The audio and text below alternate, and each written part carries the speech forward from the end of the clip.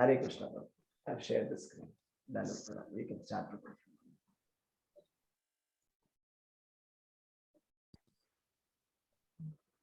No audio, Prabhuji. Yes. Hare Krishna, Prabhu. Prabhu, you can start with one. Hare Krishna. Shri Shri Jagannath Baldev Devi Subhadra Mai ki jai.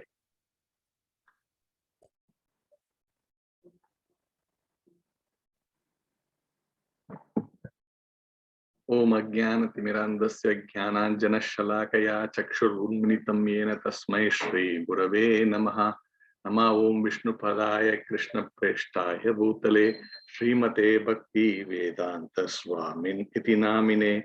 Namaste Saraswate Deve Gauravani Pracharine Nirvisesa Sunyavadi Paschatya Deshatarine Jaya Sri Krishna Chaitanya Prabhu Nityananda Shri Advaita Gadadhara Shri Vasadi Gaurabhakta Vrinda Hare Krishna Krishna Krishna Hare Hare Hare Rama Rama Rama Hare Hare.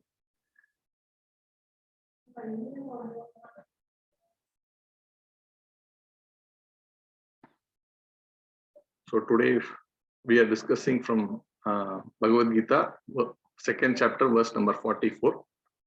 I'll read the verse. Bhogaishwarya prashaktanam taya pahrita chetasam vyavasayatmika buddhihi samadau na vidiyate. Bhogaishwarya prashaktanam taya pahrita chetasam vyavasayatmika buddhihi samadau na vidiyate. Bhogaishwarya prashaktanam taya pahrita chetasam vyavasayatmika buddhihi samadau na vidiyate. Translation: in the minds of those who are too attached to sense enjoyment and material opulence and who are bewildered by such things, the resolute determination for devotional service to the Supreme Lord does not take place. Hare Krishna. So in this verse, this is a very, very important verse. It would be very nice if all of us can actually memorize this verse. It's one of the, most important verses in Bhagavad Gita, which actually explains the concept of spiritual life. So if you see here, it is saying those who are too much attached to the sense enjoyment. The word used is Bhogaishwarya, Bhoga and Aishwarya, Prashaktana, who are too much attached. For them, it is very difficult to focus on spiritual life. So now how do we understand this? Therefore, what? So we will try to address those kind of questions. If you really look at it, what is the meaning of Bhoga, Bhogeshwarya? So what is the meaning of Bhoga? If you were to see, if you were to define it, here Prabhupada has given this translation as sense enjoyment. What are the different types of sense enjoyment? If you see in our normal life, right, as human beings, we all have a lot of sense enjoyment. So what could be that? Some people may define this as material things. Some people will define it as money. Some people will define it as name, fame, followers. So there could be so many different ways. Everything is actually sense enjoyment. Senses are basically the 5 senses that we have: the eyes, the nose, and all that, and also the 3 subtle elements, which are mind, intelligence, and false ego. So all of this put together is the body, and gratifying this is called sense gratification. So here the point that is meant, one who is actually too much caught up in this gratification, for him it is very difficult to focus on the devotional life. Now the point that is also made, Prabhupada writes in the purport that this samadau is mentioned here, right, in this. So that means determination of the mind, or fixing the mind. So that is defined as, in the, just like we have various dictionaries for English, for Sanskrit there is a dictionary called Nirukti. So that's the one which actually gives the meaning of different words. So as per this Nirutti dictionary, samadhi means someone who's actually fixed his mind on self-realization. That's the actually definition. We would have heard different interpretation of this word samadhi. But samadhi means one who's actually fixed in self-realization. So now that situation for a person to come to a point of self-realization is very, very difficult if the person is engaged in material sense gratification. Now let's see this like this. Suppose you are actually sick, or rather suppose I am very sick. You know, what is the way forward for me? Then I will have to meet a doctor. Then I may have to take some medications. These are the do's when someone is sick.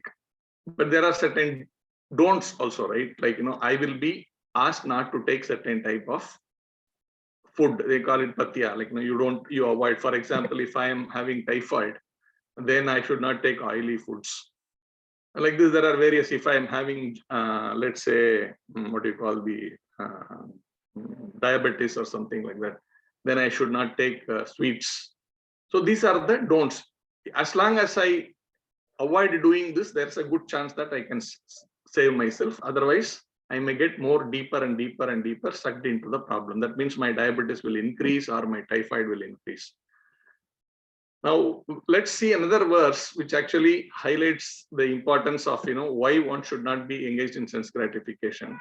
There is a verse called Yehi Samprashta Jaboga Dukka Yonaya Evate Adi Antamantah Kaunteya Na Teshu Ramate Buddha. What is the translation?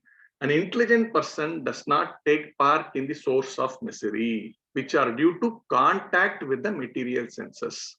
O son of Kunti, such pleasures have a beginning and an end, and so the wise man does not delight in them. So very clear, right? That means once we start taking the sweet when I am diabetic, then it is a vicious circle. It pulls me deeper and deeper and deeper into the sickness, into the disease that I have. So the idea is somehow how I can stop this getting viciously drawn into the problem that I have. Similarly, when humans, we are thinking we are the body, you would have already covered the second, we are already into 44th verse, so you would have covered a lot of matter, where you understand that, you know, we are actually the spirit soul and not the body. So now the understanding is one has to be situated in the spirit platform. That means you are situated in the self. That means whatever you are. But we are thinking of something which we are not. You know, that's sometimes defined as Maya, that which is not. We are not the body, but we think we are body, and therefore it is called Maya. So many times people use this word Maya, Maya, Maya. Maya means, like, illusion means you see on the road some water when you are driving on the highway. But when you get near there is no water. So this is illusion. In the desert, we see this mirage. Similarly, we are thinking we are not the body, but in reality, we are not the body. As simple as that. That is understanding, that is self-realization. And of course, connecting with something related to that, what actually you are. That means your spirit is connected to this something else rather than connected to everything related to the body. That is basically called Krishna consciousness. That means connecting yourself to that source of the soul. That is, you know, Krishna consciousness. And first you need to understand that I am not the body and understand what you are. Now to do that, that is the sick condition, that I am actually thinking something else, and this condition has to go away from me. For doing that, then what is it that is preventing me from doing that? Because I am identifying with the body. Now, therefore, I should actually try to get away from this concept of identifying or understanding or relating everything to the body, but try to relate to the spirit. So that like how you say, like if your children, when you put them to school, what do you tell them? You know, you when they have these examinations and all that, or if you look at what kind of company they keep. If you want them to really do well in studies, you will ask them to associate with people who study, not with someone who's a sportsman. He may be a good person, but he's too much into the sports field, and your son is not actually aligned to that. Therefore, you would not want him to associate there. You would want him to associate with someone who's academically qualified. Vice versa, if you want your son to be a sports person, You would want him to associate with that sports people so that the mindset also becomes like that. Like this, when you understand I am soul and I've got nothing to do with the body, naturally our focus should be on the soul and not on the body. Body means related things are this, whatever I talked about, name, fame, all these gratification of the different senses that we have. The one who's more into that, then for him is drawn more and more into the bodily concept, which is away from the reality. Therefore, it is very difficult. That's why this verse is saying, one is too much attached to the sense gratification and bewildered by such things. For him, resolute determination for self-realization is very difficult. But then, we all know it's not so easy, right? It's very easily said in 2 lines in Bhagavad Gita, but it's not really that way. People say this. Then how do you manage this? Simple. Like, when we fall sick, again, for example, when we take a lot of milk, what happens? Invariably, lot of milk items when you keep on taking, particularly milk when you keep taking, it leads to kind of a dysentery. Now, how do we stop this dysentery? So we can only stop it by taking curd. If you really many of our traditional thing is just give them some curd. The curd will actually reduce the dysentery. Now the item is the same, right? Milk and curd are coming from the same source, but then slightly applied differently, they work in the opposite direction. So milk is causing dysentery while curd is causing cure. Similar way, we are so much into this material world, we are so much into the sense gratification, then how can we actually get out of it? It's easily said than done. Then the simplest way of doing this is actually looking at how I can do the same thing, but with a different intent. Slightly give it a small spin. So it says, Yukta Vairagya. That means do those activities, but not as sense gratification, but to please the Supreme Lord. So simple. I like to eat nice food. I'm a foodie. I eat a lot of food. Now, this is sense gratification. But if I simply do the same thing, but offer that whatever is prepared for, to the Lord, and you offer it to him, and then you accept it, it becomes prasada. That bhoga becomes prasada. Prasada is mercy, bhoga is for gratification. So we actually offer bhoga to the Lord, right? When we say someone is preparing something, they call bhoga. So that bhoga which is offered to the Lord is converted into prasada. That means mercy. Simple. Therefore, whatever we do, we can actually do it as a service to the Supreme Personality of Godhead. So whatever we do, like if you like driving, you can actually drive to the various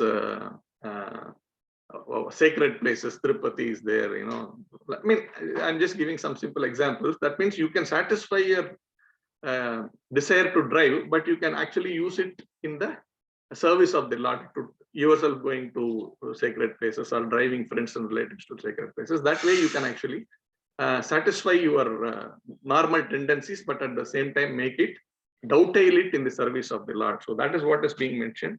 Too much of material gratification is actually very difficult for one who is too much into sense gratification. It is difficult to relate to self-realization. But how do we do that? Why is it like that? That we have discussed. Then how do we actually get over it? Is simply doing the same thing, but with a different objective. So that's what has been explained in this verse. I think it is 7 o'clock. So I thought I should finish it here. Hare Krishna.